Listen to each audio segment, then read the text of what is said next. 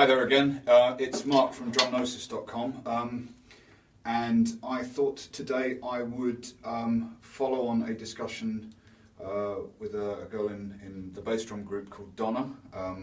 You guys can say hi to Donna on my bass drum group Double Bass and Foot Technique on Facebook. And we were discussing drop strokes, accents, so for playing things like this.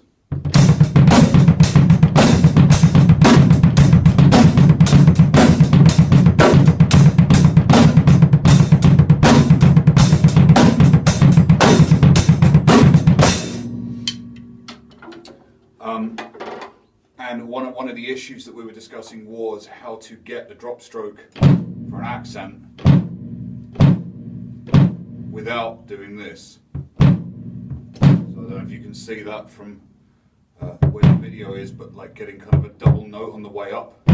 So one of the difficulties with this technique is lifting from here and not from here, because the instinct is to kind of stamp on it. And as I discussed in my leg pain video, lifting from this muscle is a really bad idea. It's not meant to do that. It's it's meant for pushing rather than lifting. So really, it's like how do you get the feel for that kind of drop stroke or ankle stroke? And as you can see, hopefully the pedals rebounding. I'm not pushing or burying. So there's a really easy way to do this.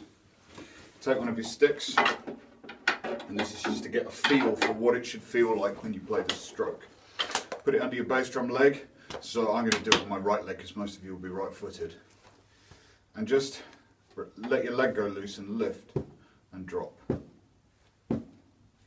Like that. And it should give you a feel of kind of what kind of movement you're after. I often do this with students. I get them to sit still and lift. Imagine like someone's pulling a string like that. And again, there's going to be a little bit of hip flexor and quad in there, but you want as little as possible. So if I lean on it, it still works. It's mostly coming from here. So again, take your stick under your leg, lift and drop.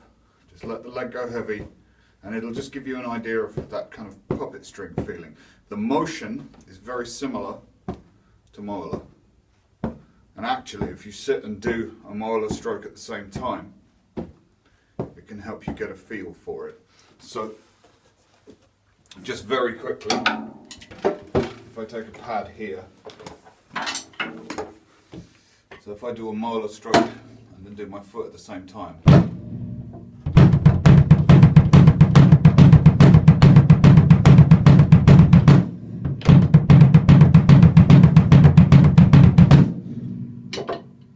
you can see how that stroke works. So I go into this in depth in my Feet of Fire course on Drumnosis.com, which you can get you can get a 14-day free trial to try out the course. But in part 2 of the course, where we go into the more complex 30-second notes, I go quite in depth in these dynamic motions.